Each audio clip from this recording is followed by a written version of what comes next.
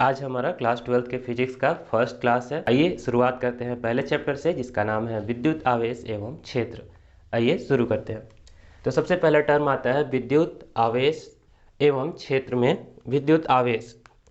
तो विद्युत आवेश यानी कि आवेश को समझने से पहले हम लोग समझते हैं कि विद्युत क्या चीज़ होता है। बच्चों, आप लोगों ने एक बात नोटिस की होगी बचपन में कि जब आप कंघी करके आते थे या फिर स्कूलों में जब कंघी करते थे फिर उसको धूल से चिपकाते थे तो उसमें धूल के छोटे छोटे कण ऐसे चिपक जाते थे। आप लोगों को पता होगा, ये आपने प्रैक्टिकल किया होगा बचपन में। या फिर आपने क्या किया होगा कि कोई एक कागज़ लिया होगा, ऐसे बालों में रगड़ा, उसमें ऑयल लगे रहे होंगे, खूब देर तक रगड़ा और उसको क्या करते थे कि रेत के पास ऐसे ले जाके उसको रख देते थे। उससे क्या देखते थे आप लोग कि जो छोटे छोटे रेत के कण हुआ करते थे उस पर आके चिपक जाते थे, है ना। तो ये होता क्या था बच्चों, फिर क्या किया गया कि इस तरह के प्रयोग तो हम लोग किया है, पर हमें उस समय पता नहीं था कि एक्चुअली ये क्या हो रहा है। बाद में वैज्ञानिकों ने क्या किया कि ऐसे ही कंघी ना लेकर एक पदार्थ लिया जिसका नाम था एम्बर।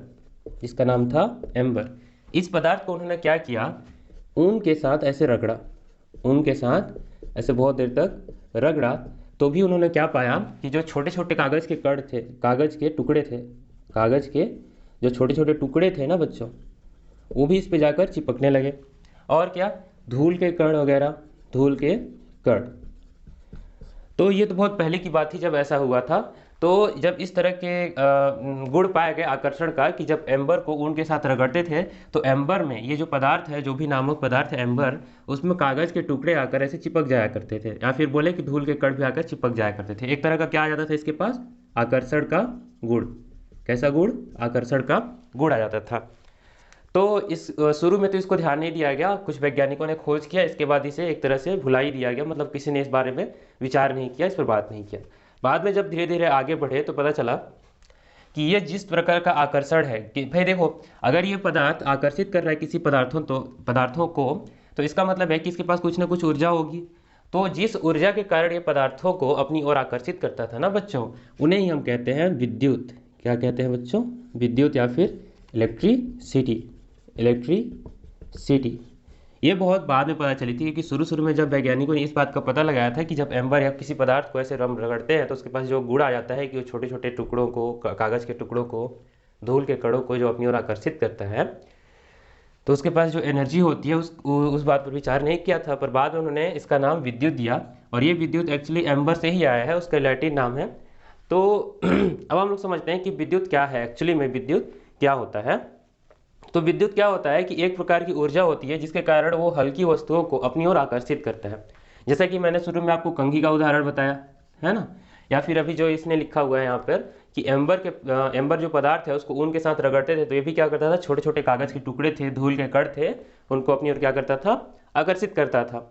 ठीक है, अब ये चीज़ तो हो गई कि विद्युत क्या हो गई। विद्युत समझ गया ना, जो आकर्षण, जिसके कारण आकर्षण था, या फिर सीधा सा आप बोल लो कि आकर्षण बल जिस ऊर्जा के कारण होता था उसी ऊर्जा को उन्होंने क्या कह दिया, विद्युत कह दिया। अब आगे आते हैं और एक और चीज़ आती है कि भाई ठीक है, हमने कह दिया कि इसके पास आकर्षण आ जाता है, पर वह गुण क्या कहलाता है, मतलब जिस गुण के कारण वो पदार्थों को आकर्षित करता है, तो एक्चुअली में इसको हो क्या जाता है, क्यों आकर्षित करने लगता है। तो होता क्या है बच्चों कि ये विद्युतमय हो जाता है। क्या हो जाता है, विद्युन्मय। ये साइंटिफिक लैंग्वेज है, विद्युन्मय हो जाता है। मतलब क्या है कि अगर कोई भी पदार्थ ऐसे घर्षण कराने के बाद जब छोटे छोटे कागज के टुकड़े या धूल के कण या छोटे छोटे ऐसे पदार्थों को अपनी ओर आकर्षित करने लगता है, जिसका मतलब है कि उसके पास विद्युन्मय का गुण आ जाता है, यानी कि वो आकर्षण का गुण आता है जिसके कारण वो पदार्थों को अपनी ओर आकर्षित करता है। तो जिसके कारण पदार्थ क्या होता है, विद्युन्मय हो जाता है। अब एक और चीज़ आती है कि ये जो पदार्थ है या फिर जो भी कोई भी वस्तु है जिसके कारण ये पदार्थों को अपनी ओर खींचता है, जिसके कारण पदार्थों को अपनी ओर आकर्षित करता है, तो एक्चुअल में क्या हो जाता है, एक तरह से इसी को बाद में लोगों ने कहा आवेशित होना। क्या कहा बच्चों, आवेशित होना। अब आवेशित तो मैंने लिख दिया, पर आवेशित शब्द से क्या मतलब है, मतलब ये आया है आपका आवेश से। किससे आया है बच्चों, आवेश से आया है। तो आवेश होता क्या है बच्चों, आवेश क्या होता है कि ये जो पदार्थ है एम्बर या फिर कोई भी ऐसा पदार्थ जिसके कारण ये छोटे छोटे टुकड़ों को यानी कि आकर्षण का गुण आता है, तो एक्चुअल में क्या करता है पता है आपको, इसके पास आवेश ग्रहण कर लेता है। देखिए मैं सीधा आपको समझाऊंगा, अभी आगे हम लोग प्रयोग करेंगे तो उसे बेटर समझ में आएगा, पर फिलहाल ये आप समझिए कि एम्बर के पदार्थ के पास आवेश का गुण आ जाता है, इसके कारण ही क्या करता है, कागज के टुकड़ों को अपनी ओर आकर्षित करता है। तो आवेश क्या कहलाता है बच्चों, कि ऐसा गुण होता है जिसके कारण कोई भी पदार्थ छोटे छोटे धूल के कणों या कागज के टुकड़ों को अपनी ओर आकर्षित करता है। तो सारी चीजें समझ में आई आपको। तो सबसे पहले तो हमने क्या समझा कि विद्युत क्या चीज होता है। तो विद्युत एक ऐसी ऊर्जा होती है जिसके कारण कोई भी पदार्थ छोटे छोटे कणों को अपनी ओर आकर्षित करता है। फिर बात आई आवेश की। तो आवेश क्या होता है, एक्चुअली आवेश वही गुण है जिसके कारण, आवेश वही गुण है, या फिर यूं बोलें कि जो पदार्थ आवेश को ग्रहण कर लेता है उसके बाद ये गुण आता है कि वो छोटे छोटे टुकड़ों को कणों को अपनी ओर आकर्षित करे। दोनों बातें क्लियर हो गई कि विद्युत और आवेश क्या होता है। ठीक है, आगे बढ़ते हैं। तो आगे बढ़ने से पहले मैं थोड़ा सा बता देता हूँ कि आवेश के बारे में और थोड़ा सा, ताकि आपको क्लियर हो जाए। इसके बाद हम कुछ प्रयोग देखेंगे जिससे आवेश के बारे में और अधिक जानकारियाँ मिलेंगी। देखिए, हम बात कर रहे हैं आवेश की। आवेश ये होता है चार्ज। क्या होता है, चार्ज। चार्ज, आवेश, ये भी क्या होता है, इसके बारे में कुछ फिजिकल क्वांटिटी की बात कर लेते हैं। ये एक प्रकार का अदिश राशि होता है। अदिश और सदिश आपने 11th में पढ़ रखा है ना। ये होता है आपका अदिश राशि, है ना, अदिश राशि। और ये जो होता है ना, इसका जो एसआई मात्रक होता है, एसआई मात्रक, एसआई मात्रक के बारे में भी आपने पढ़ रखा है। क्या होता है बच्चों, कूलाम। क्या होता है, कूलाम, कूलाम। ठीक है। और इसका जो संकेतन होता है, मतलब इसे प्रदर्शित किससे करते हैं, इसका जो संकेतन होता है बच्चों, उसे हम कैपिटल सी से दिखाते हैं जनरली, बट ये चेंज भी हो सकता है। बहुत ज़्यादातर हम लोग यूज करते हैं क्यू से या फिर कैपिटल क्यू से, बट यहाँ पर जो हम लोग स्टार्टिंग जिसकी बात कर रहे हैं, जहाँ पे स्टैंडर्ड तरीके से इसका संकेतन जो होता है बच्चों, वो सी होता है। फिर एक और टर्म आता है जिसको हम लोग बोल देते हैं विमीय सूत्र। विमीय सूत्र, तो जो इसका विमीय सूत्र होता है वो होता है आपका M0L0TA। तो ये तो कुछ इससे संबंधित बात होगी कि विद्युत आवेश क्या था और इससे संबंधित कि ये क्या होता है, किस तरह की राशि होती है, इसका मात्रक क्या होता है। आइए आगे बढ़ते हैं और कुछ प्रयोगों से पता करते हैं कि आखिर में विद्युत आवेश के और क्या क्या गुण होते हैं। तो बच्चों, इसको और अच्छे से समझने के लिए वैज्ञानिकों ने कुछ कुछ प्रयोग किए। उन प्रयोगों को हम देखते हैं कि क्या किया और उससे क्या निष्कर्ष निकाले। ठीक है। उन्होंने जो पहला प्रयोग किया, उन्होंने क्या किया कि एक कांच का छड़ लिया, एक कांच का ऐसा कुछ छड़ ले लिया, एक कांच का ऐसा कुछ छड़ ले लिया। ठीक है। फिर क्या किया कि इसको ऊन से रगड़ दिया। ठीक है। ऊन से रगड़ने के बाद क्या किया कि ऐसे करके एक धागे से ऐसे लटका दिया। पहले तो यूं लटकाया होगा, पहले समझते हैं। देखिए, उसने क्या किया, ऐसे धागे से लटका दिया। ठीक, क्या किया है, ये रगड़ा हुआ है, मतलब ये जो कांच का छड़ है, ये जो कांच का छड़ है, इसे क्या किया हमने, ऊन से रगड़कर ऐसे धागे से लटका दिया है। क्लियर। अब क्या करते हैं हम लोग कि इसके पास एक और कांच का छड़ लेते हैं, एक और कांच का छड़ लेते हैं और उसको इसके करीब लाते हैं, उसको भी इसके करीब लाते हैं। लेकिन इसको लाने से पहले हम लोग क्या कर दिए, इसको भी ऊन से रगड़ दिए। ये भी एक कांच का छड़ है, ये भी कैसा है, कांच का छड़ है। इसको भी हम लोगों ने क्या किया, ऐसे ऊन से रगड़ा और इसके पास ले आया। तो हुआ क्या बच्चों कि जैसे ही हम इसको इसके पास लेके आए, तो इसके पास क्या प्रभाव पड़ता है कि ये जो है अपनी पोजीशन चेंज करने लगता है। और क्या होने लगता है, देखिए, ये इधर जाने लगता है।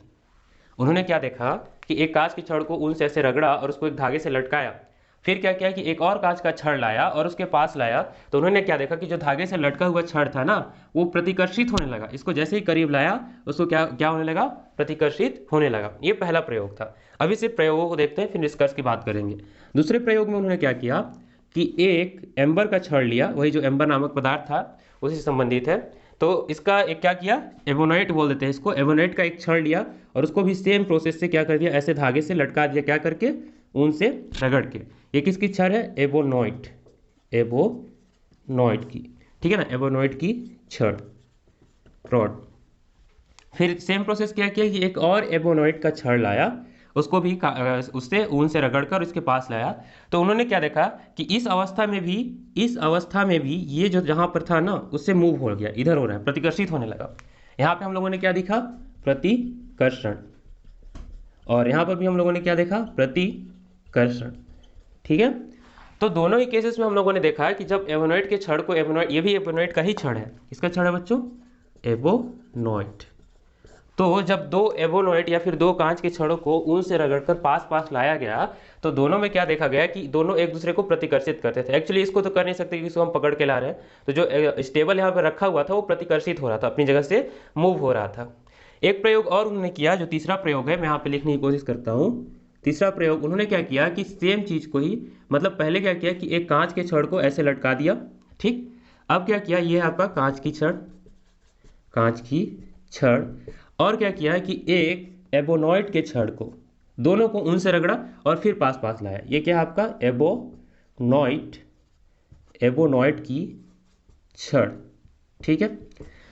अब इस केस में क्या हुआ बच्चों कि ये दोनों आपस में, जैसे चुंबक मैग्नेट होते हैं कि पास पास आकर चिपकने लगते हैं, वैसे ही क्या होने लगे, ये दोनों ऐसे इधर से भी और इधर से भी आकर्षित होने लगे। ये कमाल हो गया। जब इन दोनों केसेस में क्या किया कि कांच की छड़ को इसके पास लाया, और कांच की छड़ को, दोनों कांच की छड़ थी, यहाँ पे दोनों एबोनॉइड की छड़ थी, जब दोनों को पास पास लाया गया तो दोनों के दोनों क्या कर रहे थे, प्रतिकर्षित कर रहे थे। पर उन्होंने क्या देखा कि जब एक कांच की छड़ को और एक एबोनॉइड के छड़ को पास लाया तो फिर वो आकर्षण करने लगे। तो यहाँ पे किस तरह का गुण देखने को मिल गया, आकर्षण का। तो इस आधार पर उन्होंने पहले तो ये कहा, इस आधार पर उन्होंने पहले ये कहा कि जिसके कारण कांच, उन्होंने ये मान लिया एक स्टैंडर्ड मापन के रूप में कि जो कांच का छड़ है इसके पास आवेश है, तभी तो ये प्रतिकर्षित कर रहा है, मतलब कुछ तो आवेश है, क्योंकि आवेश के ही कारण क्या कर रहा है, आकर्षण या प्रतिकर्षण कर रहा है। तो पहली बात तो ये पता चल गई कि देखो अगर इसके पास रगड़ रहे हैं तो आवेश तो आ ही जाता है, जिसके कारण क्या करता है, कणों को आकर्षित करता है या फिर प्रतिकर्षित करता है। तो पहली बात तो ये पता चली कि आवेशों के पास ऐसा गुण होता है कि वो क्या कर सकते हैं बच्चों, वो क्या कर सकते हैं, आकर्षण और प्रतिकर्षण, है ना। तो ये बात तो पता चली आवेश के बारे में कि आवेश क्या कर सकते हैं, आकर्षण और प्रतिकर्षण कर सकते हैं। फिर उन्होंने क्या किया कि ये जो कांच की छड़ वाली बात थी कि जिसके कारण ये प्रतिकर्षित कर रहे थे, इसको बोल दिया कि इनके पास, पहले तो उन्होंने ऐसा नहीं कहा कि इनके पास प्लस या धनात्मक आवेश होता है। जब स्टार्टिंग टाइम था तो उन्होंने कहा कि इसके पास, कांच की छड़ के पास कांचाभ, कांचाभ आवेश होता है। कैसा आवेश होता है, कांचाभ आवेश होता है। वैसे ही उन्होंने क्या बताया कि जो एबोनॉइड की छड़ है ना बच्चों, इसके पास कैसा आवेश होता है, रेजिनी, रेजिनी। पर बाद में क्या पता चलता है कि ये जो आवेश हैं एक्चुअली में क्या है, ये इसके पास प्लस माइनस, अरे प्लस चार्ज या फिर बोलते धनात्मक आवेश, और इसके पास ऋणात्मक आवेश होता है। तो हुआ क्या बच्चों कि यहाँ पे एक्चुअली कांच की छड़ के कारण प्लस आवेश और एबोनॉइड की छड़ के कारण माइनस आवेश, ऐसा आ गया था। इसकी वजह से क्या हो गया था, ये दोनों आकर्षित कर रहे थे। अब यहाँ पे देखिए कांच की छड़ के पास पॉजिटिव यानी कि धनात्मक आवेश था, और एक और कांच की छड़ लाए तो धनात्मक आवेश हुआ। तो एक्चुअली इन सभी प्रयोगों से क्या पता चलता है कि जब दो धनात्मक आवेश वाले पास पास लाए जाते हैं तो वो दोनों क्या करते हैं, प्रतिकर्षित करते हैं, प्रतिकर्षण करते हैं। और सेम थिंग कि माइनस माइनस चार्ज वाले को एक साथ जब लाते हैं तो भी एक दूसरे को क्या करते हैं, प्रतिकर्षित करते हैं। और फिर क्या देखा कि जब एक प्लस यानी कि धनात्मक आवेश वाले और एक ऋणात्मक आवेश वाले रॉड को पास में लाया तो ये क्या कर रहे थे, आकर्षण कर रहे थे।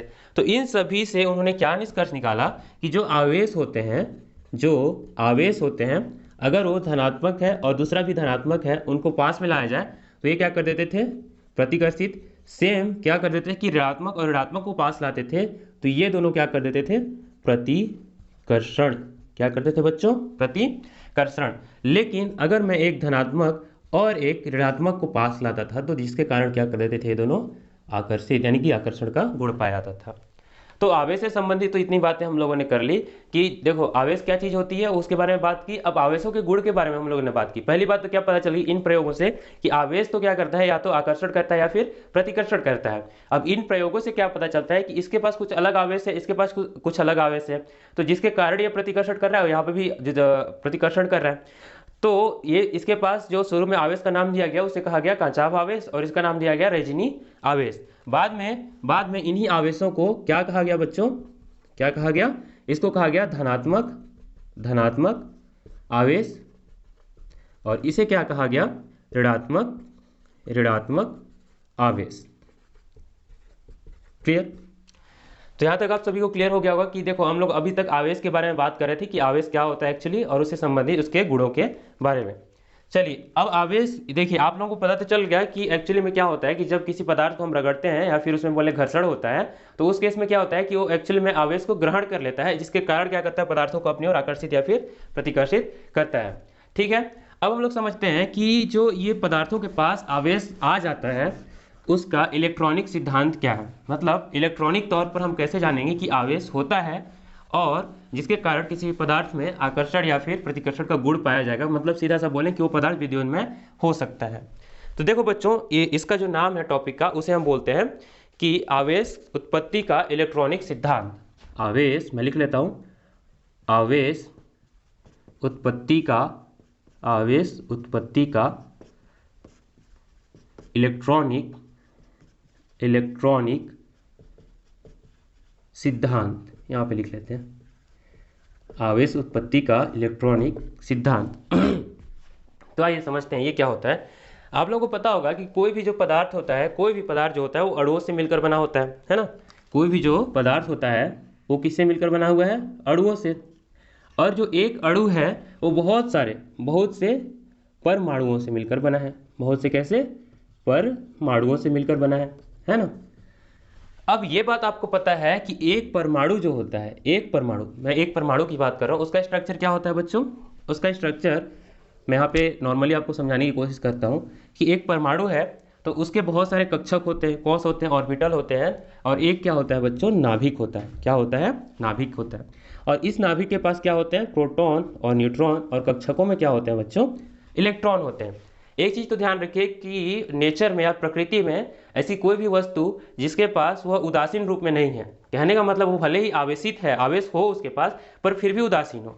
सिंपल सा यूँ समझिए कि किसी भी पदार्थ के पास किसी जगह पर, मान लो कि इस एरिया में इसके पास 4 कूलाम आवेश है, ठीक है, और यहाँ पे -4 कूलाम आवेश है, -4 कूलाम आवेश है। तो इनके पास आवेश तो इस पदार्थ के पास है, लेकिन एक्चुअली में क्या है? +4 कूलाम और -4 कूलाम मिल के इसको क्या कर दिए? उदासीन। क्या कर दिए बच्चों?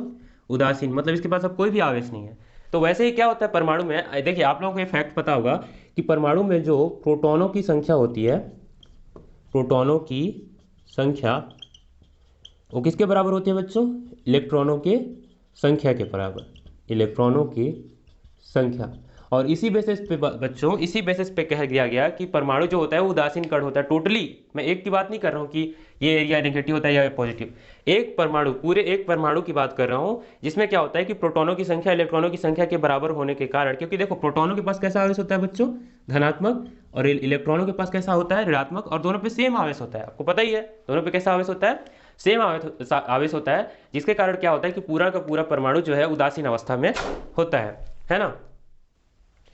एक बात और पता होगा आप लोगों को कि जो इलेक्ट्रॉन होते हैं वो बाह्यतम कोश में चक्कर तो लगाते ही हैं, पर आप लोगों को पता होगा कि ऐसे बहुत सारे बाह्यतम कक्ष होंगे, बहुत सारे मेनी सर्कल्स होंगे, जिनमें क्या करते हैं? इलेक्ट्रॉन परिक्रमा कर रहे होते हैं या फिर घूम रहे होते हैं, चक्कर लगा रहे होते हैं। किसका? नाभिक का।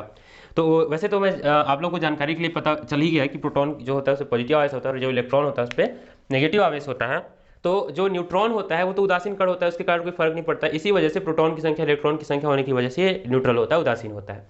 अब बात करते हैं कि इनके पास जो इलेक्ट्रॉन होता है कक्षकों में, यहाँ है इलेक्ट्रॉन, यहाँ है इलेक्ट्रॉन, यहाँ है इलेक्ट्रॉन, यहाँ है इलेक्ट्रॉन, और यहाँ है इलेक्ट्रॉन। वही ये तो पहले कक्षक की बात होगी। ऐसे ही दूसरे कक्षक में होंगे, वैसे ही आगे वाले कक्षक में होंगे, ऐसे ही क्या होगा? बढ़ते जाता है कक्षक। तो इसमें क्या होता है बच्चों कि जो नाभिक के सबसे करीबी वाला कक्षक है, मान लेते हैं कि ये नाभिक के सबसे करीबी वाला कक्षक है और ये वाला नाभिक से सबसे दूर वाला कक्षक है, और बीच में बहुत सारे कक्षक हैं, ऐसा हमने मान लिया फिलहाल समझने के लिए। तो होगा क्या बच्चों कि देखिए एक्चुअली में ये तो उदासीन परमाणु है। न्यूट्रॉन कैसा है? उदासीन है, इसके पास कोई भी आवेश नहीं है। लेकिन प्रोटॉन के पास कैसा आवेश है बच्चों? पॉजिटिव आवेश है। और इलेक्ट्रॉन के पास कैसा आवेश होता है बच्चों? नेगेटिव आवेश होता है। तो जैसे कि अभी थोड़ी देर पहले प्रयोग में हमने देखा कि जो पॉजिटिव आवेश होता है और नेगेटिव आवेश को क्या करेगा? अट्रैक्ट करेगा। मतलब विपरीत आवेश है तो एक दूसरे को क्या करेंगे? आकर्षित करेंगे। तो उसकी वजह से क्या होता है कि यहाँ पर जो नाभिक है, इस नाभिक से इन इलेक्ट्रॉनों का आकर्षण बल बहुत ज़्यादा होता है। आकर्षण बल बहुत ज़्यादा होने का मतलब ये है बच्चों कि ये जो नाभिक पे पॉजिटिव आवेश है, इसके कारण इलेक्ट्रॉन इसकी ओर आकर्षण में बंधे होते हैं, या फिर सीधा सा बोले कि आकर्षण बल में ज़्यादा बंधे होते हैं, क्योंकि ये जो नाभिक होता है वो अपने पास इसको खींच के रखता है। क्यों? क्योंकि इसके पास प्लस चार्ज होता है और इलेक्ट्रॉनों के पास नेगेटिव चार्ज होता है। फिर क्या होता है कि अगर ये जैसे जैसे दूरी बढ़ती जाएगी कक्षकों की, जैसे जैसे दूरी बढ़ती जाएगी, इसको समझने के लिए ना आप एक छोटा सा समझो। यहाँ पे मान लो कि एक पदार्थ यहाँ पे मैंने रखा जिसके पास पॉजिटिव आवेश है ना। अब क्या किया कि ऐसे बहुत सारे यहाँ पर मैंने पदार्थ रखे, एक पदार्थ यहाँ पे रखा, एक पदार्थ यहाँ पे रखा, एक पदार्थ यहाँ पे रखा, एक पदार्थ यहाँ पे रखा, इतना काफ़ी। चलो एक और। अब इनके पास सभी के पास क्या है? नेगेटिव चार्ज है। तो कॉमन सी बात है बच्चों कि ये जो पहला वाला, मैं अगर ABCD नाम दे दूं इनको, ABCDE, तो जो ए पदार्थ है, पदार्थ ए है, इसके पास ये वाला जो पदार्थ है इसको मैं F नाम दे देता हूं। तो F और A पदार्थ के बीच आकर्षण बल सबसे ज्यादा होगा। क्यों? क्योंकि ये इसके सबसे करीब है तो इसको ज्यादा तेजी से आकर्षित करने का गुण रखेगा। वैसे ही जब आप F और B के पास देखोगे तो इसके पास F और B के पास जो F और A के पास बल लग रहा था उससे थोड़ा कम बल लगेगा, जाहिर सी बात है। वैसे ही जब आगे जाओगे आप C के पास देखोगे तो क्या देखोगे कि इससे भी कम हो गया। तो जैसे जैसे आप आगे बढ़ते जा रहे हो क्या देख रहे हो कि आकर्षण बल का जो मान है, आकर्षण बल का जो मान है, आकर्षण बल वो क्या होते जा रहा है बच्चों, डिक्रीज हो रहा है, कम होते जा रहा है ना। तो ऐसे ही सेम होता है कहाँ, नाभिक में भी। तो नाभिक में क्या होता है कि जैसे जैसे आप कक्षाओं की संख्या यानी कि दूर बढ़ते जाओगे, नाभिक से जितना दूर इलेक्ट्रॉन होते जाते हैं उनके पास जो आकर्षण बल का मान होता है इलेक्ट्रॉनों के प्रति वो बहुत कम होते जाता है। तो ऐसे ऐसे करते करते करते लास्ट में जो कक्षक बचते हैं उनके पास इलेक्ट्रॉन का जो आकर्षण बल होता है, मतलब कि वो नाभिक की ओर आकर्षित हो, वो एकदम नगण्य हो जाता है, ना के बराबर हो जाता है। तो उस केस में क्या हो जाते हैं, ये मुक्त इलेक्ट्रॉन हो जाते हैं। मुक्त इलेक्ट्रॉन मतलब क्या होते हैं, एक्चुअली ये कक्षक का चक्कर, अरे नाभिक का चक्कर तो लगा ही रहे होते हैं, पर क्या होता है कि नाभिक के साथ जो आकर्षण होता है बहुत कम हो जाता है। तो उस केस में क्या होता है कि जब किसी भी पदार्थ को जब हम रगड़ते हैं ना, तो एक्चुअली होता यही है कि इलेक्ट्रॉनों का ट्रांसफॉर्मेशन हो जाता है, मतलब इलेक्ट्रॉन यहाँ से निकलकर वहाँ चले जाते हैं। मतलब सीधा सा समझो कि इलेक्ट्रॉन के पास कैसा आवेश होता है, नेगेटिव, ऋणात्मक होता है ना। तो एक्चुअली में क्या होता है कि मान लो कोई पदार्थ है जिसके पास सेम यही प्रोसेस है, मतलब कहने का कि वो परमाणु ऐसे ही बंधा हुआ है, परमाणु की जो संरचना है बिल्कुल ऐसी ही है। तो जब उस पदार्थ को इससे रगड़ते हैं ना, तो होता क्या है कि एक्चुअली जो बाह्यतम कोष वाले इलेक्ट्रॉन होते हैं वो निकल के उस पदार्थ में चले जाते हैं। तभी तो मैं बोल रहा था आपको शुरू में कि कोई भी पदार्थ क्या हो जाता है, आवेशित हो जाता है। तो आवेशित होने का मतलब क्या है कि इसका आवेश निकल के उसमें चले जाना, क्लियर।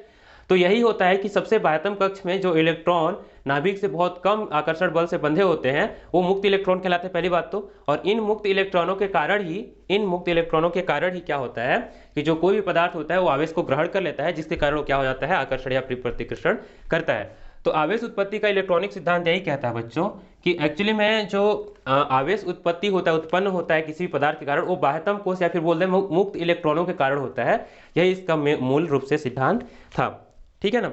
चलिए और आगे बढ़ते हैं और कुछ टर्म्स के बारे में बात करते हैं कि क्या क्या होता है।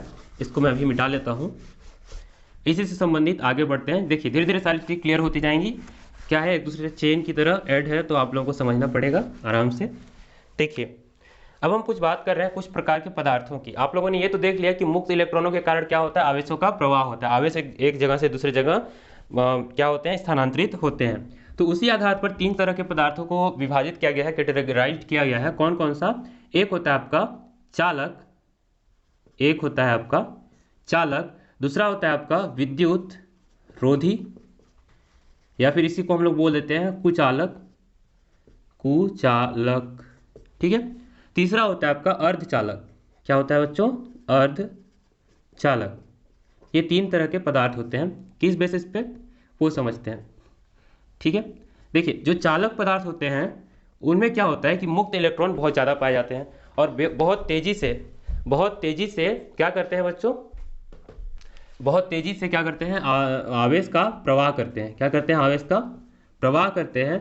क्यों, क्योंकि इनके पास क्या होता है, मुक्त इलेक्ट्रॉन्स होते हैं, मुक्त इलेक्ट्रॉन्स। तो अगर इसके पास मुक्त इलेक्ट्रॉन है तो जाहिर सी बात है कि वो आवेश का प्रवाह बहुत तेजी से करेगा। विद्युत रोधी या कुचालक, और इसका सबसे अच्छा जो उदाहरण होता है ना कि सबसे अच्छा चालक प्रवाह कौन करता है, तो वो है चांदी। मतलब क्या है कि चांदी के पास यानी कि जो सिल्वर होता है ना उसके पास मुक्त इलेक्ट्रॉनों की संख्या बहुत ज़्यादा होती है, जिसकी वजह से क्या करता है वो आवेश का प्रवाह बहुत तेजी से करता है ना। अब उसके पास बस समझते हैं कि विद्युत रोधी क्या होता है। विद्युत रोधी में मुक्त इलेक्ट्रॉन होते ही नहीं है, इनके पास क्या होते हैं, मुक्त इलेक्ट्रॉन नहीं होते हैं, जिसके कारण क्या होता है, आवेश का प्रवाह ही नहीं होता है, आवेश का प्रवाह नहीं होता। इसका मतलब क्या है कि आप एक लकड़ी को ले लो और यहाँ पे आप करंट दो एक सिरे से और सोचो कि दूसरे करंट यहाँ से मैं यहाँ से इनपुट देख के यहाँ से आउटपुट प्राप्त कर लूँ, तो ये पॉसिबल नहीं है। क्यों, क्योंकि इसमें क्या होता है, फ्री इलेक्ट्रॉन्स नहीं पाए जाते, फ्री इलेक्ट्रॉन्स नहीं पाए जाते, मतलब मुक्त इलेक्ट्रॉन की कमी के कारण क्या होता है, ये धारा का प्रवाह या फिर सीधा सा बोले आवेश का प्रवाह नहीं होने देते हैं, है ना। अब बात करते हैं हम लोग अर्धचालक की।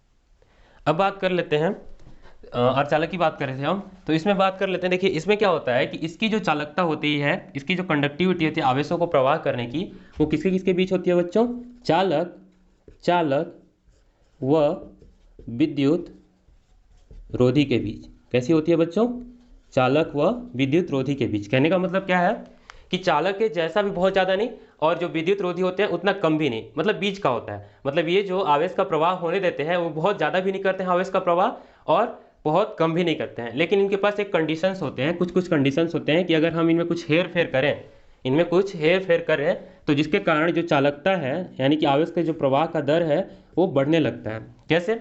अगर आप क्या करो, अर्धचालकों का ताप बढ़ा दो, आप क्या करो अर्धचालकों का ताप बढ़ा दो तो उनकी चालकता जो है बढ़ जाती है।